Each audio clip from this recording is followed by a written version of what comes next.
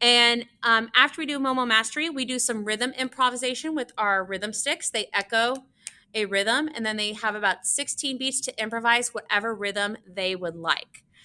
And then we do our rap name game. Our rap name game is one of my favorite times because we all get in a circle and we sing all together, and then we each take a turn to sing our own name. I think there's an importance to that of students being able to have the confidence and boldness, and even if they're afraid, to just go ahead and do it anyway, of singing their name. So I start off first every time. I go, my name is Miss Parkin, and they echo, her name is Miss Parkin. And then each student has a turn to sing their name. Some students sing a little quiet, like, my name is Miss Parkin. Some students, they sing with like all gusto. They're like, my name is Miss Parkin.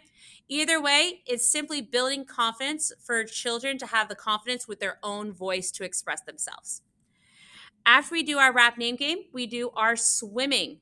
And this is a audiation activity. Audiation is where you think of a sound without saying it out loud. So if I say, hey, you remember Darth Vader?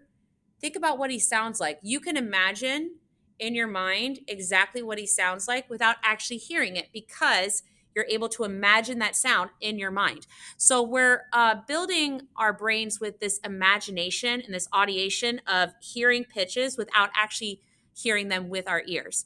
So with this activity, we sing the song, and every time something's highlighted, we can't sing it anymore. We have to audiate it instead.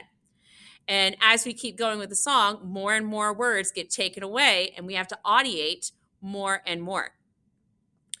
If we have time at the end of class, which some third grade classes have been great at following directions and listening and super focused, that we get through the entire lesson and then it's like, all right, well, let's go back and let's learn another song to get another sticker. Every time students learn an aspect of a song, they get a sticker to go on the board.